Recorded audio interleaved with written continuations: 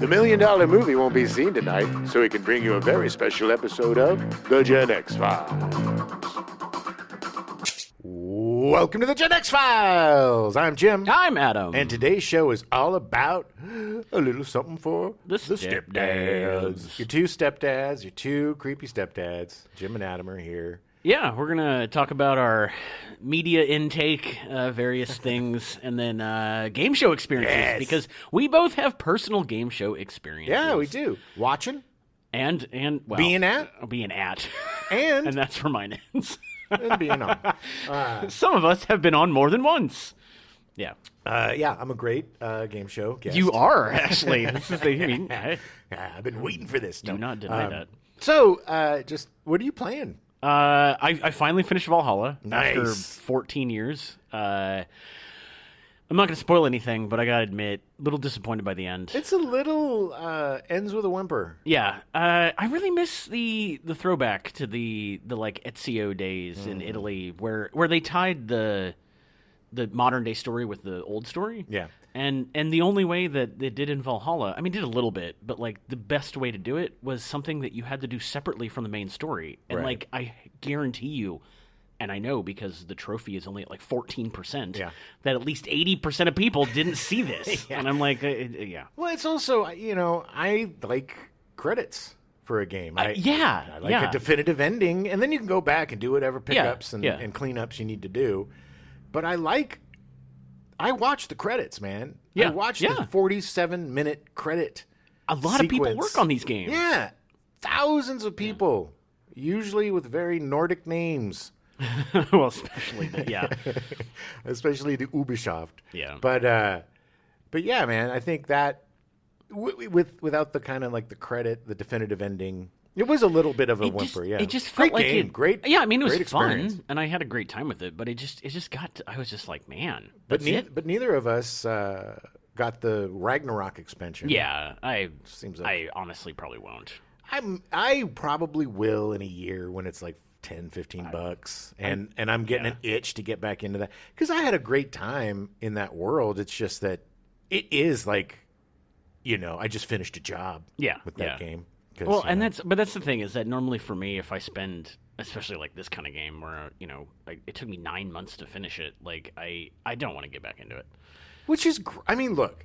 It's a great value if you're like, sure. Okay, I've had it. You put in hundreds of hours. If you break it down, it's like, a quarter of a penny an hour.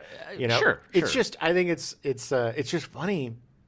It's just so funny to me that when we were kids, we were just dreaming of games that would last forever and that were like living cartoons and all this stuff. And then now that we got them, we're like, I guess I'm going to have to play today, go do some side stories and find some treasures.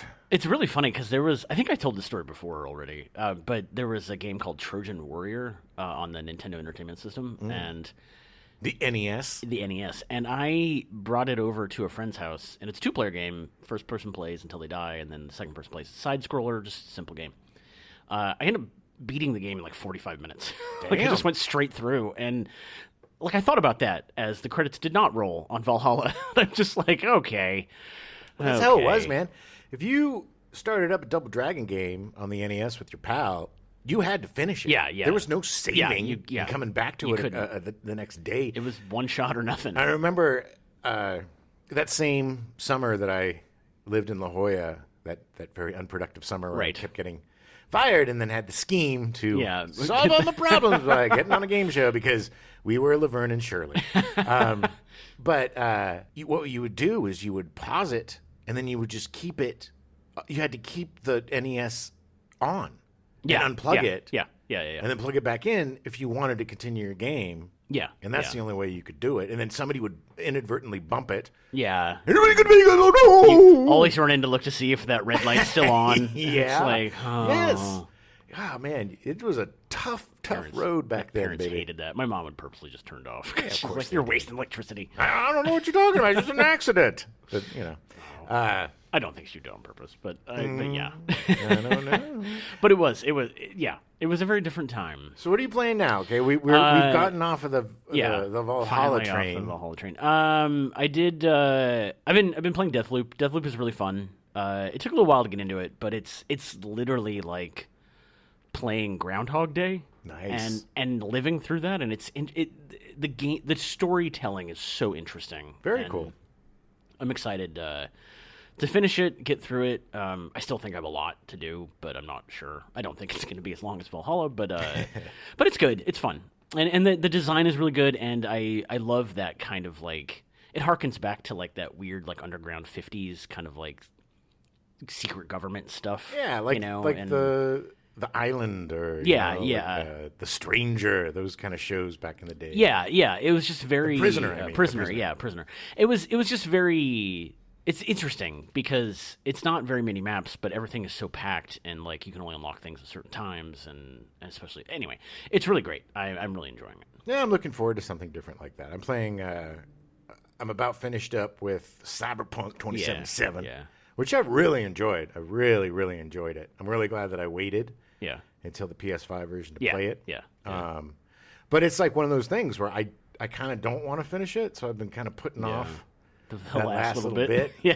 So I picked up, they had a free weekend for Far Cry 6. Yes. And I'm a huge Far Cry fan. I think those games have some of the best openings. I think the best opening of any game is, without a doubt, The Last of Us. The most by far. But, I mean, in terms of just unexpected, heartbreaking, very cinematic, and just setting the tone for what that game is going to be in just such a perfect way. It's just you're not going to have fun, okay? But these games, it's always just something. I think my favorite one of all is still Far Cry 3. Where you're, you know, it's like playing. You got the MIA, you know. Bang bang, and then and then the guy that's not heroic at all is the one that becomes the hero, and he has to learn it. But he has to escape, and his brother gets killed. It's just like, it's really great. And this one also has a really harrowing, fun opening.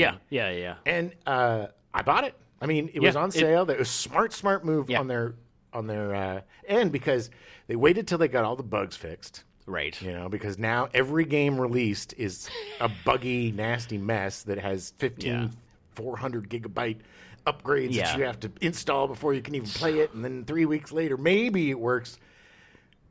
Just delay the games, people. We'll wait. You'll still have the same sales. People aren't going to not buy it just because you wait another 3 months. You know what's going to happen is they're not going to buy your next game because the last game was a POS. Just delay it. But anyway, so I was hooked. It was fun. I've been playing that. That's been really... It helped that it was also heavily discounted. Yes. that helped a lot. But it's another one. It's an Ubisoft game, so it's another one that's just a little overwhelming when you start it, because there's so much stuff and such a big map. But when you get going, you know, it's got fun little... you can hang out with an alligator or a cute little dachshund in a wheelchair. Oh, yeah. He's so cute. Churro. Churro. Is it his name? Yeah, Churro. That's right. Yeah. I just... You just unlocked Churro? Unlocked Churro as my buddy. Nice. And he's a cute little guy. It's fun. They're fun. I mean, they're really fun. And that's the thing with, like, it is going to be big and it's big open world, but like Far Cry is always, the gameplay is just always really fun. Yeah, and Giancarlo Esposito plays the villain. Yes. And he's kind of this presence, you know, he's always on the TV in the background, and there's always posters of him, and there's always recordings of him playing, you know, because he's like a Castro. You know, it is. He's like a Castro on steroids. Yeah. Well, it already, just from the couple days of playing it in the free stuff, like you were able to get enough of the backstory, and it goes really deep. So I'm really excited and curious to jump into it. It's just it's a familiar territory. It's like comfort food. Yeah, exactly. It's very fun. I'm still playing Disco Elysium. I started and realized there's a lot of reading, so I was like, I'm not in the mood for this right now. It's once you chunk into it, it's engrossing. Yeah, but you got to chunk in. Yeah, you got to like dig your heels in a little bit. Yeah, and get immersed in that world, and then the story. It's got so much freedom that it's overwhelming. Right. There's so many dialogue choices and so many ways to shape the story that it just seems. I get so... The only FOMO I have is like RPG or video game FOMO, where if I miss out on a mission, or if I miss out on some cool secret, or you know, if I make a bad choice and then this doesn't, you know, it's like oddly enough, That's the only thing that I really care about. Not in my own life about quality, but in my virtual life. It's the jeopardy of our video games. If you want to talk about it, but it was actually just I think it was some video game magazine just ranked it like 45th out of the top 100 video games of all time or something. So I was like, oh, okay. Like I mean, I'm gonna play it anyway, but like it's a nerds game. Yeah, I mean, it's a tabletop nerds game. If you played like any sort of D&D or any tabletop adventure, Cyberpunk 2077 started out as like a tabletop dice role playing game. Yeah. But yeah, I mean. Give it a shot. It usually goes on sale. Yeah. There's a big sale happening right now, at least through the PlayStation stuff. There's a lot of sales happening. The spring sale, I think, is going on right now. I keep jumping on GTA Online just to see the pretty things. Yeah. Because it's real pretty now. Come on, Rockstar. We need something new. Okay? Yeah, you've been rehashing except for Red Dead 2, which was great, but that was, 5 years ago? Was that 2017, I think? Or 2017, yeah. Yeah, so that was 5 years ago. Almost. 2017 or 2018? No, maybe 2017. Anyway. It was enough of a time ago. It was a long time ago, yeah. And you've released GTA 5 on 3 platforms over the last 10 years, man. Yeah, you're going to out Skyrim. Yeah. If you're not careful. We're working on it. And then you just released the subpar collection of the 3 games, which apparently is working really well now. But still, I mean, we need something new, man. We need GTA 6. We need some new story. I mean, they are a prestige company. Yeah. And unfortunately, these prestige companies are starting to show a little rust. CD Projekt Red had some problems, and they're having some problems, and they're super cagey, and it's just we need something new. Yeah, I mean, this is part of the reason that I'm really enjoying Deathloop, because it is very different, and it's it's an original property. It's something that's not just a rehash or a continuation of something from 10 or 15 years ago. Which is great. We need new IPs. The more, exactly. the better. The only thing that's really what's really bumming me out is these new acquisitions that Microsoft and Sony keep acquiring. Yeah. And with Microsoft buying Bethesda, it's shutting us Sonys out of a lot of really great games. I'm super excited for Starfield. Their new. What is Starfield? It's this amazing-looking sci-fi RPG looks from Bethesda. Yeah, that's coming out this year. Okay. That looks like the game that I've dreamed of. Basically, really? You get a ship, you can travel around, you can be whatever you want to be. It's very kind of photorealistic. It looks like interesting. There's companion. It seems like they're really trying to change the game with this. Okay. And from what I've seen, it looks really cool. And Bethesda's very hit or miss. But the same, like the RPG type. Oh yeah. Taking the Skyrim. It's Skyrim in space is what everybody's calling it. But, whatever. But we won't get that. Right. Because it's now a Microsoft exclusive. We won't get the next Skyrim game, which I love those games because it's an exclusive. Well, that's really too bad because then I actually might play one of their games. But that's too bad now. Yeah. Well, I mean, it's just look, if you have the money, why not have all the systems? I get it, but if you don't, then it blows. I get it. Sure. You want to push the sales of your hardware. You need some exclusives. Sony does the same. Sony has the best exclusives with Spider-Man and The Last of Us and the Uncharted games. I mean, the Horizon Forbidden Dawn. Yeah. But now it's kind of cheating. I think it's kind of cheating when Microsoft buys a good. Instead of making their own exclusives, or it's like I get it.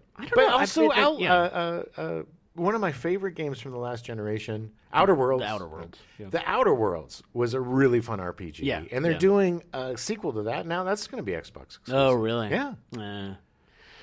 And the funny thing is Sony bought Bungie, did they? I think so, yeah. And the original makers of Halo.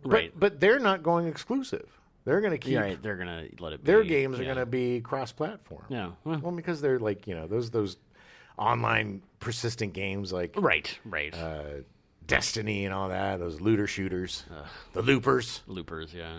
I played that for a while. It was fun, but it gets the reason why those games are so popular is because it just preys upon exactly what like Vegas is. Yeah.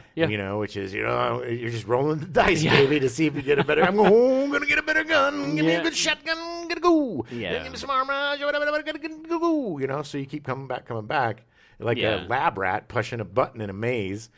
Yeah, well, and that's funny to bring up Deathloop again, because Deathloop is like that, where there is random parts to it, but you're always still progressing forward. Like, you're always moving forward in the story, and you're always moving forward with stuff. But you can go back and get more things and all that. But you don't have to. No, what I'm talking about is when you finish, like, the Destiny story, yeah, the whole thing is the end game loop. So after you finish the story, it's like, Division. Yeah, they all have, like, an end game loop where you go in, you do a mission or you do a PvP thing, and you just continually do this to try to get more and more and more loot. Right. Now, I will have to say, Destiny, I haven't played in a while, but they keep having these expansions, and some of the new expansions look really great, and I've heard that the newest one is one of the best ever. Oh, really? And, when it comes down in price, sure, I'll give it a shot just for the single-player stuff. Or the story. The PvE. Yeah. I'm not much of a PvP, I'm not an Overwatch, 4-on-4 shooter kind of thing. I'm not a big fan. I've tried those. I'm not that great at them.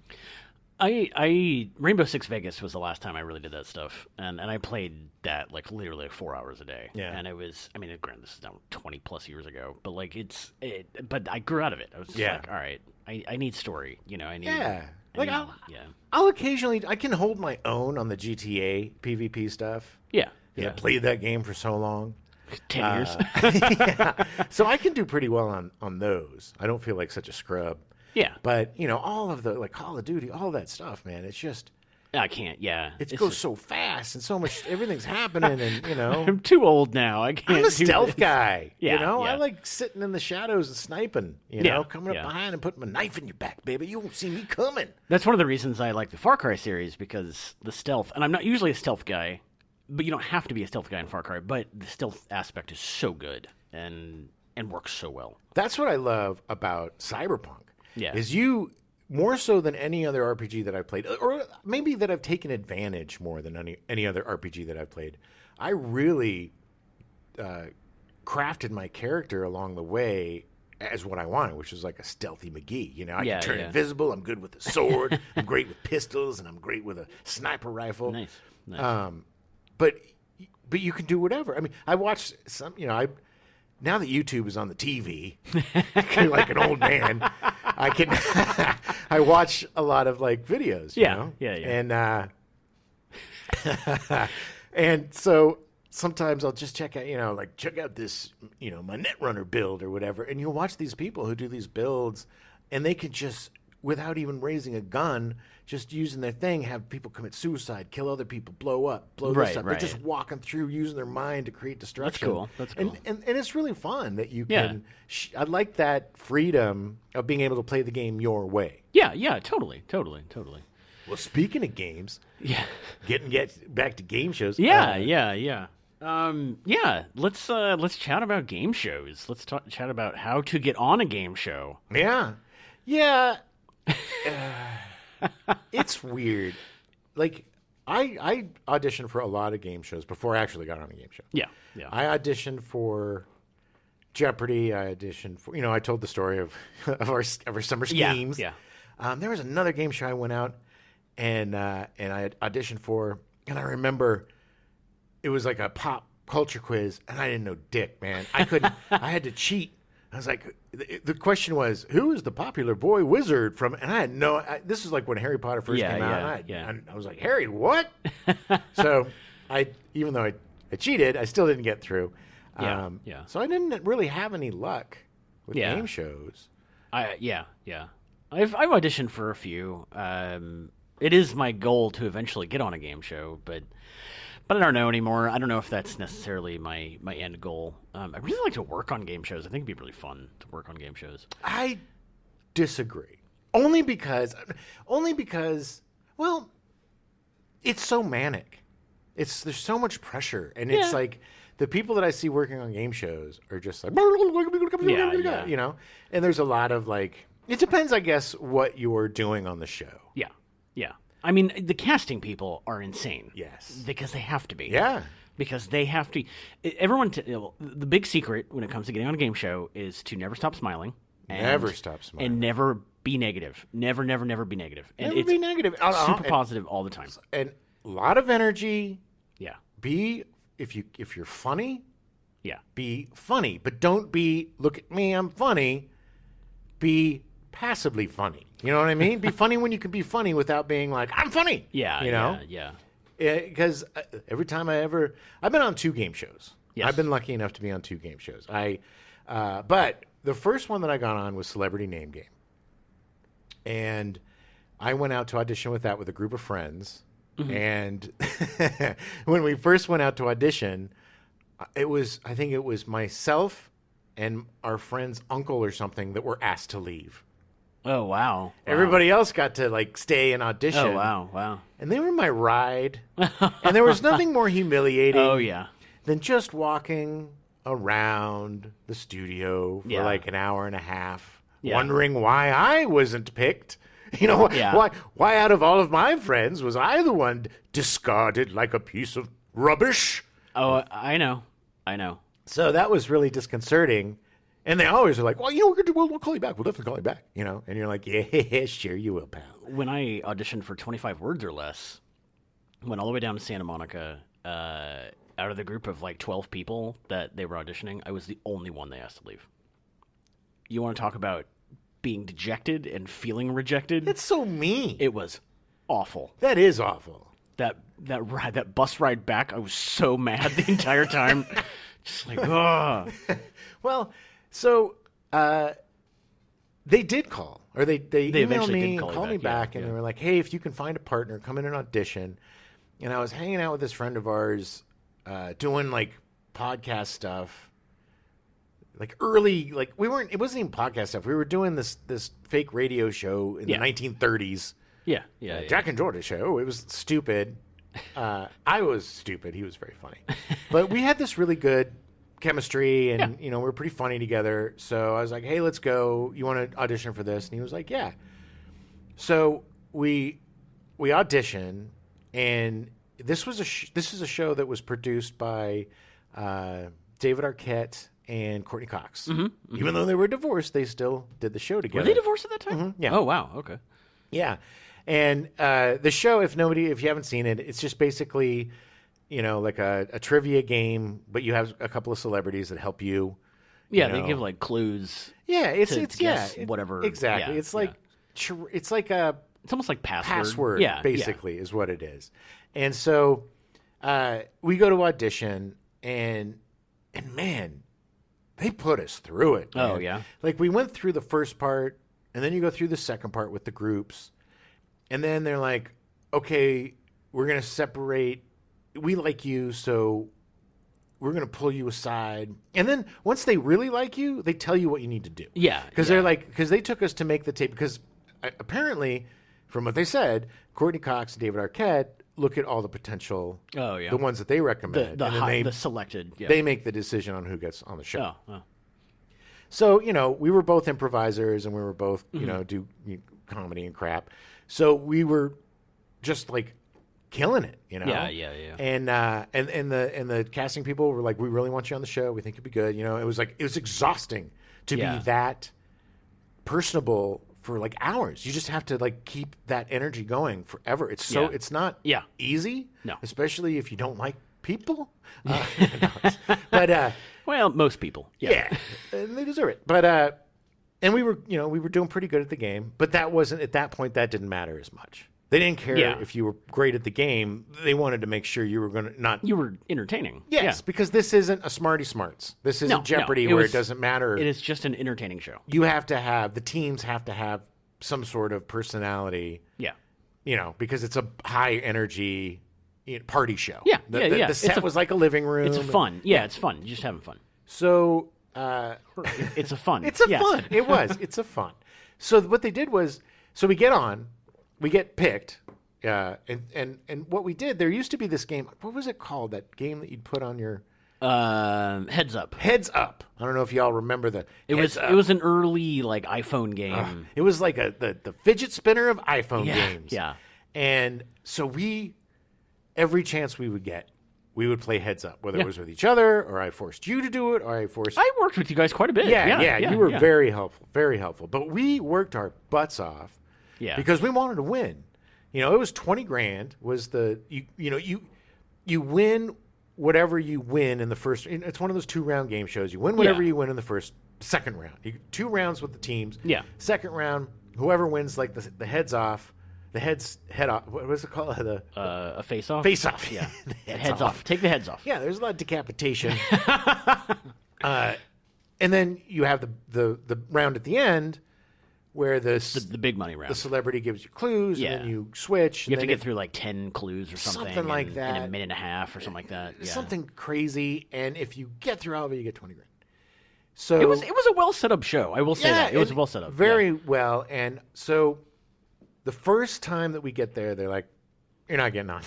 Wow! So we waited the entire day, and they're like, "You're not getting on, so you got to come back." So that was disconcerting, and they're like, "Look, you may not ever get on, right? You know," and so we're like, "Okay, neat," and but they called us back, and our celebrities were Catherine Hahn, who's on that.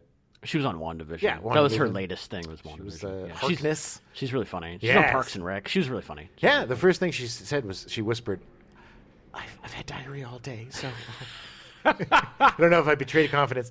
And then the other celebrity was Megan Price. She was super nice. She was on the Drew Carey show. She was on that show with David Spade and Patrick Warburton. Just Shoot Me? No, that's not Just Shoot Me. No. It was this show. It was Rules of Engagement. Rules of Engagement. That's right. It was a good show that they just would pop up at the weirdest. It was like the Gerard Carmichael show. It just would disappear and then pop up in weird. Right. You just never knew. Yeah, it was just. It's back. Throw it in here somewhere. Yeah. Thursday at 3:30 in the afternoon for some reason. But she was great. So, it was so much fun, man. Once you get on stage, first of all, it's like 2 degrees. Freezing to keep you from cold from it keeps you alert. And then the audience, and then Craig Ferguson was the host. Craig Ferguson's great, really great guy. Everybody was so nice, and it's just once you get out there and before it starts and the crowd's like hooting and juping, and you're like, oh, this is a little nerve-wracking, and but man, once the game starts, you get in the zone. Yeah, and we were on it. We were on it, man. And the prep showed.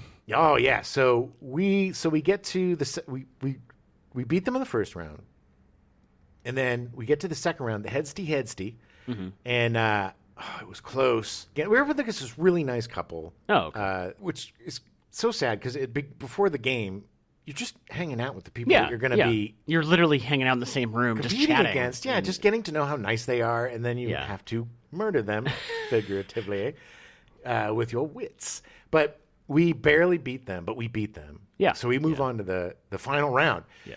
And that's when I got nerves. Right. Because now suddenly there's $20,000 at stake. Yeah. Yeah. And, that's a lot of money to a guy like me. Yeah. That's probably a lot of money. A lot of money to to like most people. Yeah. But so it was like this minute was like the most important minute. Yeah. Of whatever. So we go through. I think I was first, and I got like 7 or so out of 10. But there was a couple I couldn't get. I had no idea. Yeah. And then, he comes out, and he freaking nails it, man. Yeah. In the last second. Literally the last second, yeah. Literally the last second, he pulls it out. And we're jumping around. The funniest thing, and we both laugh about this, is we did the head-to-head, forehead to forehead, hand on each other's back of our necks, like we just made it through Nam or something, we did it, buddy, we did it, it was like we're hugging everybody and jumping up and down, and it was so great. And then you wait a year for the money. Yeah. You wait forever. And then you wait, a year for them to put it on. Yeah, most game shows, they stipulate that not even that you don't get paid until the show airs, but even then they usually have like 24 months or something afterwards to pay you. The good thing is they usually want to get it out before the end of the fiscal year. Yeah. So they have to. The further you are along in the year, the closer the less time. But if you win in like January, Yeah, it's going to be a while. I think we did ours in like April. Yeah. And then I think it aired in like September or October or something. Something like that. And then next May, I think I got the money. Yeah. So it was like a, and when you need that money, it's crazy because it's just like you're just waiting for that to come. But it was an amazing experience, and it was just so much fun. Yeah. And then a few years later, the same person, our dear friend Jess, she was the one who got us all together to go to Celebrity Name Game, and she ended up getting on with our friend Tucker. Oh yeah, and they won, but they didn't win the 20. They didn't win the 20, yeah. And then years later, she got Tucker and I and our friend Lauren together, and we auditioned, and our friend Mark, and we auditioned for America Says. It's a Game Show Network show. Yeah. If you want to watch it, it's on about 8 hours a day on Pluto TV on the Game Show Network. I literally it's funny because every time I turn it on, I look to see if your episode's going to be on. Nice. And I always end up seeing my friend Allison, who's with her friends, and they end up winning. They won the $15,000. Oh, wow. Yeah, which I just them. yesterday was watching their episode, but I've seen it like 5 times. Yeah, it was a different experience because it was not as big a game show. No. We weren't treated as well. Here's what was really messed up about this game show was and I don't agree with this. They had us, it's groups of 4, but they had us bring in 5 for the audition. And we all auditioned, and we all made it on. And they require that all 5 come to the taping. So that means that one person is going to get the shaft. Yeah. And they're going to have to sit out and watch. And here's what's super messed up. They can't even sit in the audience. Oh, really? To cheer you on. Oh, really? And they had to sit in some darkened, damp, stinky room, like a cast-off. And so going in, our friend Mark and I knew it was either going to be because we're the two, we're very similar white guys. It's like, do you want young white guy or do you want old white guy? Yeah. And we actually played the same person in a play. That's true. I wrote that play. You did. So we knew it, and so they went for old white guys. So I got to get on, which just it makes you feel super crappy. Yeah. And so we had decided as a group that no matter what, if we won, we're splitting the money 5 ways. Everything is 5 ways because nice. It's nobody's fault that they're not going to get on. Yeah. And they went through just as much work as we did to get there, and they have to spend their time. Waiting around while the show goes on. The actual show is really fun. Yeah, John Michael Higgins is the host. You know him from the Best in Show and all the Christopher Guest stuff. He's a great improviser. Yeah, hilarious and super nice guy. Yeah, super nice. He and I had. Here's what's really funny. He and I had a really good rapport going. We were making jokes and stuff. Yeah, all those jokes. Of course, you can never be funny or funnier. Not to say that I was funnier than the host, right? But you can never be funnier than the host. They're always going to cut it out. You can't show them up. They don't want because it also makes it. If you're, it also makes it look like you're not like just a regular contestant. Right. It's a little too professional. It's a little too much banter going back. Yeah. Hey, baby. It was all about us being young or something stupid. But so we ended up winning against the other team, and then we had to go up for the final round thing, and there was some question that was like, it was like something you do with kids or something, and none of us at that time had any kids or had any concept of what it was like to have children. So we just blanked on this one answer and lost. I think we ended up winning a couple of it was like $250 a person. I think we won $1,000. Something like that. Yeah. Something that it ended up being about $250 a person. Well, not as much as $10,000. Yeah.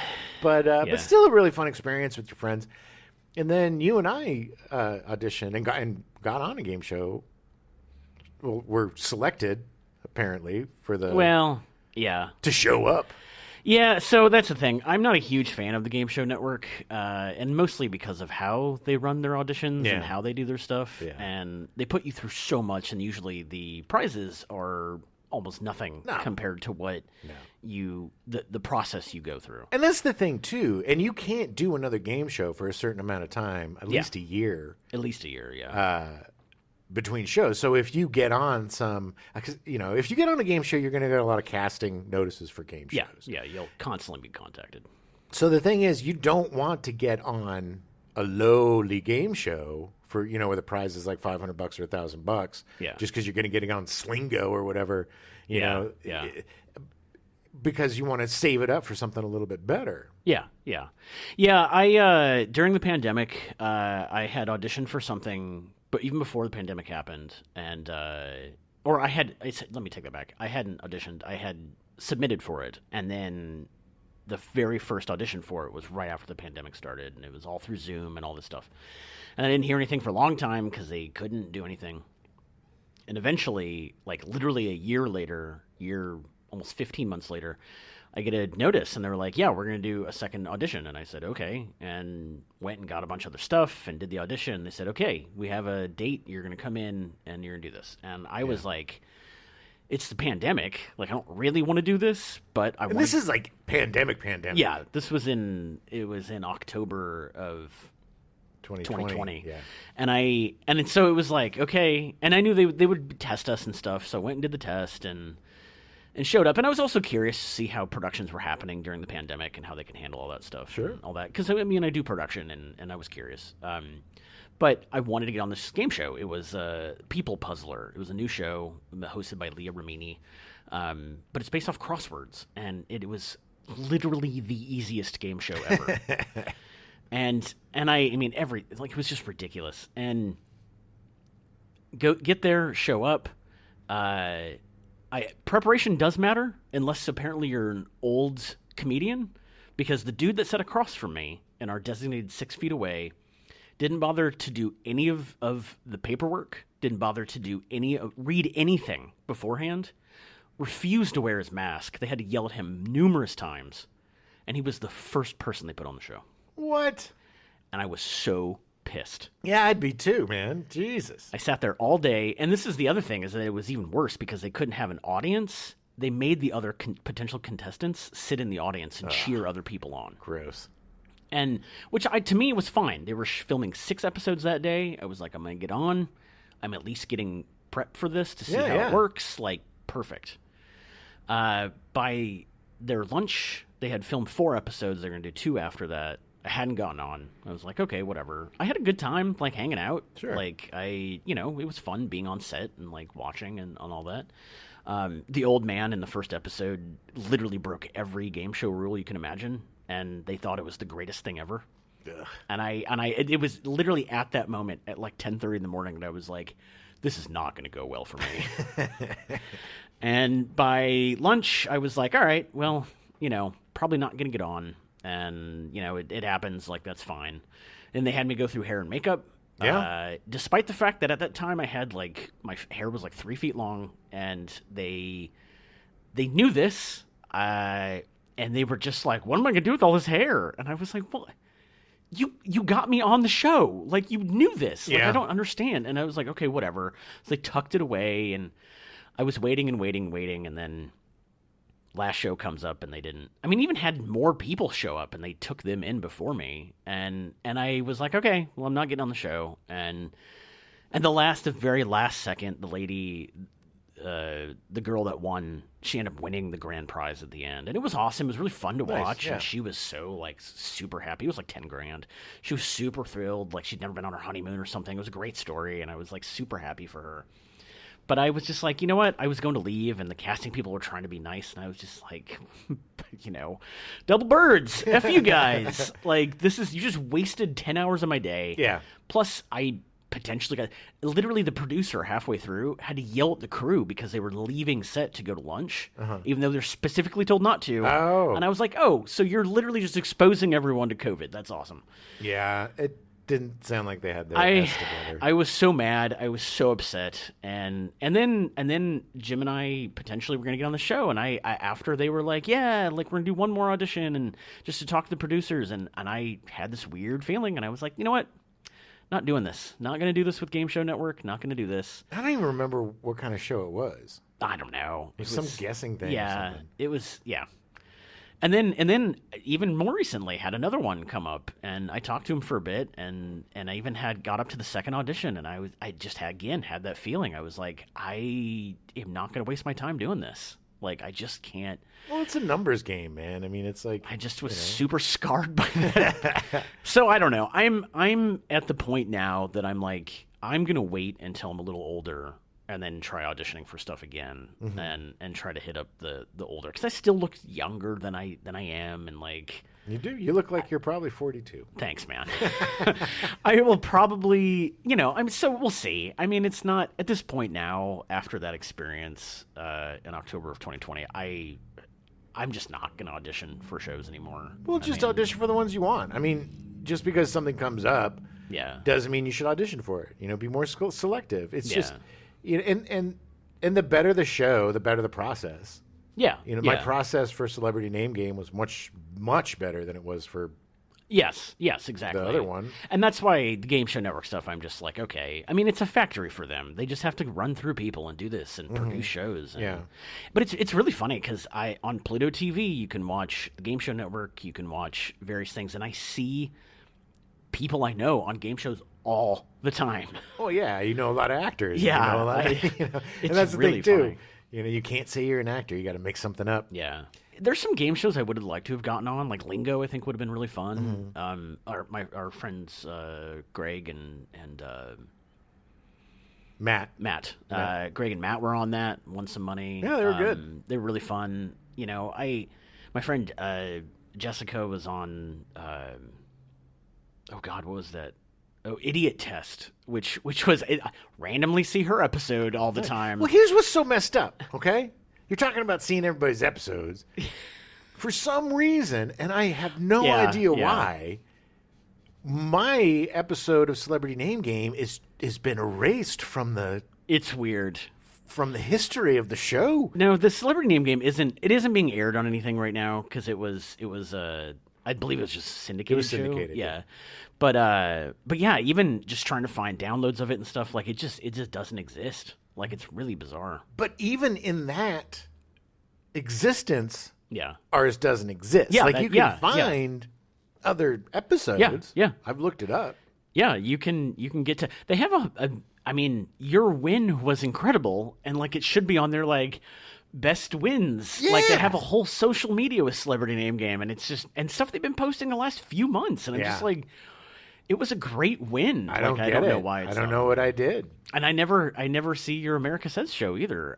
Or your episode. Like I see others all the time. Every once in a while, like I'll be like, oh, it'll be the tail end of it or something, but not like seeing my friend Allison, who I've literally seen it 5 or 6 times. Yeah, I've been blackballed. It's weird. Blackballed, baby. It's just weird. They don't want me to. I'm just too controversial, man. Yeah. I'm just too powerful. Yeah. You see me, everybody goes nuts. No, but what was funny was people that I hadn't heard from in a really long time saying, getting on and it was fun. The best friend that I've had that's gone on a show. My friend Abel was on The Weakest Link. And he was doing so well on that show. And the concept of the show, you answer trivia questions, you have to build up a bank, and you vote people off essentially, and go from 8 down to 2 people. And it was 3 people left, and he hadn't missed a single question. Oh wow! He was doing so well, and the other 2 people were like, yeah, we're not taking you to the finals, and voted him out. and even Jane Lynch just felt bad for him because it was like, you're the best player we've had in a long time. And it's like, no. When Who Wants to Be a Millionaire first started with Regis Philbin. Yeah. My girlfriend at the time, her sister was on the show. Oh, yeah? And she was her like phone a friend. Oh, really? So interesting. I have never seen her more nervous. Like, we were sitting there, and it's not, I don't remember if it was live but I think it was live in New York or something. But it might, yeah. I just remember sitting there. We weren't watching because we couldn't see it because it was being shot or whatever. Yeah. But it's like nothing happened for an hour. Like, we just stared at the telephone for an hour. And it was so crazy. She didn't. I don't think she called. Oh, really? But but it was just that was like at the height of the millionaire fame. And it was just like so nerve-wracking just to be on that side. Who Wants to Be a Millionaire has one of my favorite game show moments of all time. The first guy who won the $1 million got all the questions right and got to the very end, didn't use any of his helps, and at the very end was like, I'm gonna phone a friend, and I remember the question was, this president was on Laugh-In. It was essentially shocking to me. Yeah, and he called his dad. And his dad picked up, and all he said was, "Hey, Dad, I'm going to win $1 million," and then hung up. Oh yeah, I saw that. And then it was such a great moment. It was such a great moment. It was. That would be a fun show to be on too. I think I could have done well on that show. Well, they do. I mean, they do the syndicated version now. It's just at that time it became so popular. It was so hard to get on because it was like you had to call in, and they only took a certain number of calls. Yeah. And like it was. We tried all the time, and the thing that was so awful about that show was, be like, "Well, what do you think? A, B, C, or D?" Well, when I was 8, I was at a picnic with my parents, and there were ants that had come onto the blanket, and those ants had mandibles, not beaks. So I'm going to say C, the color purple. Yeah, exactly. Like everybody telling these really long, stupid, because it was like they had to create tension. It was like, I'm going to create tension. And he was the best host for it because he was Regis Philbin was awesome. There was like so many really good game shows that we didn't really talk about. Yeah. Who Wants to Be a Millionaire rejuvenated the whole game show. Yes. Oeuvre, completely. I mean, it had died out a little bit. The 80s were really big, and the early 90s. I mean, we've talked about, the various like Match Game tried to come back, and like the 90s just was not a great time.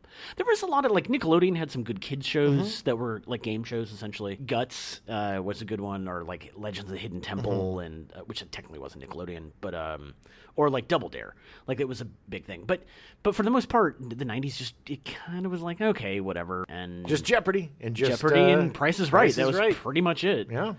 But yes, Who Wants to Be a Millionaire, especially for primetime, and that was the big thing, is that they specifically created that show because they wanted to have a winner that had won the most ever on a single game show. Yeah. And that was the whole purpose. And so the whole marketing campaign was, who's going to win the $1 million? Right. Who's going to be first? Yeah. And it was a good show, and then they had that spawned the Weakest Link. Yeah. Which the original was fantastic because it was I don't remember her name, but the lady was a judge and she was so mean. Weakest Link. Just so And then everybody in the world would have to. Then it became part of the zeitgeist and makes you want to blow your brains out. You had to hear it one more time. But yeah, I mean, it came back for a while. And then, like the pandemic, and before the pandemic, then they started kind of bringing back the celebrity, the match games, and the Friday night game night with Jane Lynch. Yeah, they started around 2016. They started coming back, like in prime time again. Like Pictionary and that kind of. Yeah. I auditioned for Pictionary too. Oh, did you? Yes, I did. And like I got to the final round on Pictionary, where like drawing, and I was really good. Yeah? But I didn't have the attitude, so I didn't make it. I made it really, really close to getting on a Pictionary. I totally blocked that out because it was so close. Woo! Thought about that in years. Yeah. I mean, yeah, like if it were to happen, I'm sure I would, but it's not, I just don't want to go through that process again, man. It was so, and it sounds so dumb because it's just a game show, but it was the closest I've ever gotten. Yeah. And I was just it was so heartbreaking to be there, and especially dealing with that old man, and just like how much he was just so annoying, and how they treated you too. I mean, it's like you don't get treated great. No, you don't get treated poorly. They're not jerks, but it's they got to move a lot of people in and out. Yeah, and they got to kind of figure out what's going on, and if they're pretty brutal. Yeah, they're like, if you're out, you're out. I'm pretty sure I know why I didn't get selected, because they wanted us to tell like weird stories about our past. Yeah. And so at one point in my past, during a summer in college, I DJ'd at a strip club. Oh boy. And so I told that story, and they were like, Adam. I was like, look, There are other game shows. I've said this to other people, and they told me to play it up. It just wasn't the right time. And I was like, it was that moment where I was like, okay, F it. I'm going to do this. This is what I'm going to say. Yeah. And it's just, it's tricky. It's a tricky thing. And then you always should err on the side of PG or always I know. Because, it's just stupid. You're never going to be judged more superficially than when you're on a dummy game show. Yeah. You know, and not a smarty smarts like Jeopardy. You'll be judged on your knowledge and on your whatever. But on the other ones, it's just how much of a goon you can be. I did audition for Celebrity Name Game as well. My friend Life and I went and auditioned. But we did the same thing where, like, literally we did theater together, and like he would, I took private yoga lessons from him. But that was pretty much it. And it was like they could tell, I mean, we went through a couple different like interviews during the day, but it was obvious they were not going to choose us. Right. And we, when we said when Alex and I said we had a podcast, this is back when nobody had a friggin' podcast. So throughout the entire show, Craig Ferguson would be like, they have a podcast. It was just like a radio show, but it's on the internet. And he was just fascinated. Nobody really knew what podcasts were. Yeah. We didn't really have one either. We just had a bunch of things that we never released. And, a couple of dummies. We had a whole national audience. We could have released it and had but that's me, baby. Never take advantage of it. They don't really do game show hosts anymore. There's not you can't just be a guy that like does game show hosts or does game shows. Yeah. Like you have to have had done something else or had some other kind of celebrity before they allow you to host a game show. That's a lost art because there were some really great game show hosts. Yeah. I mean, back in the day, that was all they did was host game shows, and it was I'd like job. to be a game show host. That would be a fun job. I think that would be a really fun job. The worst thing that happened on America Says was one of the poor people from the other side. Yeah. They got the question wrong that lost them the game. Oh, no.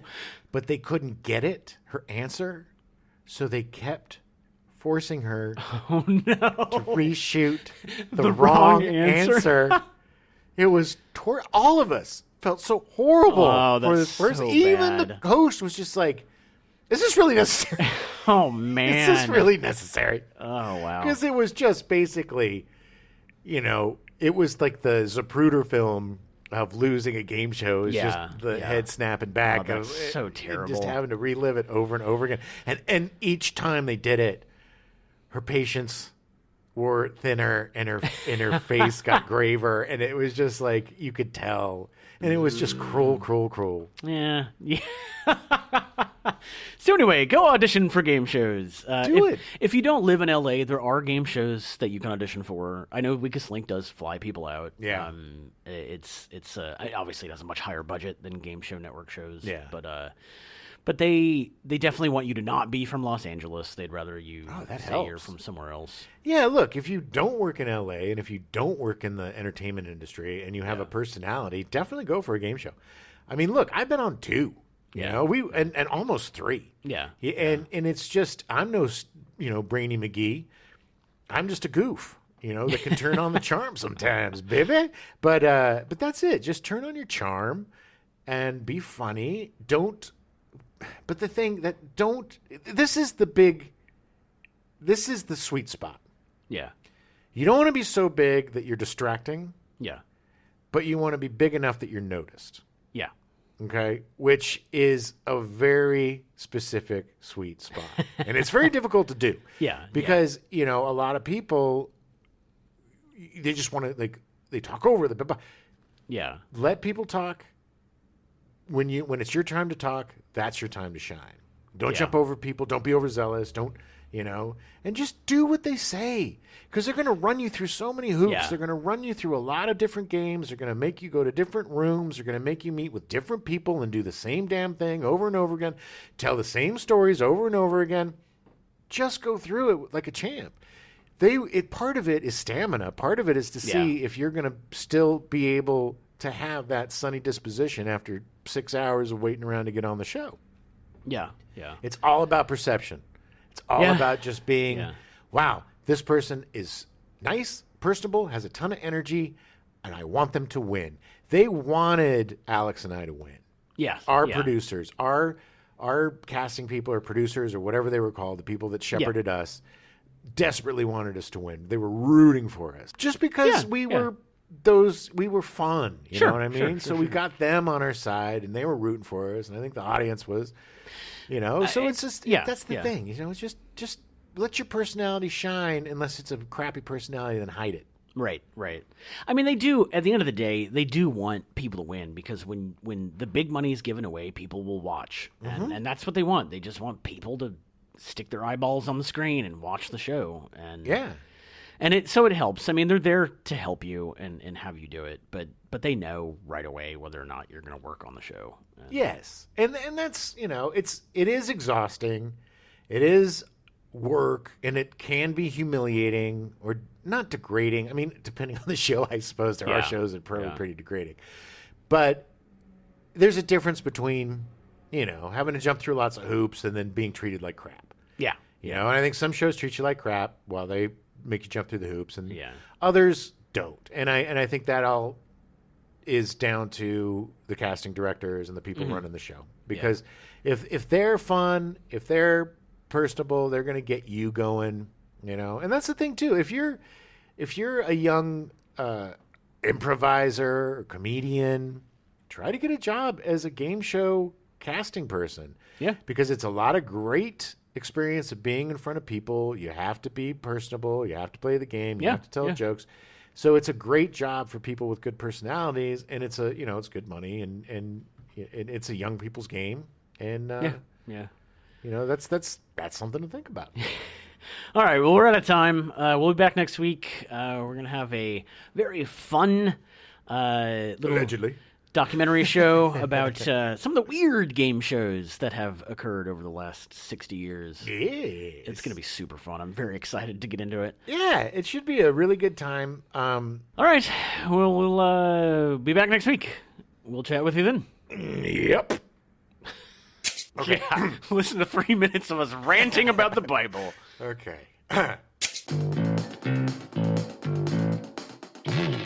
We now return you to your regularly scheduled programming, The Bionic Woman, already in progress.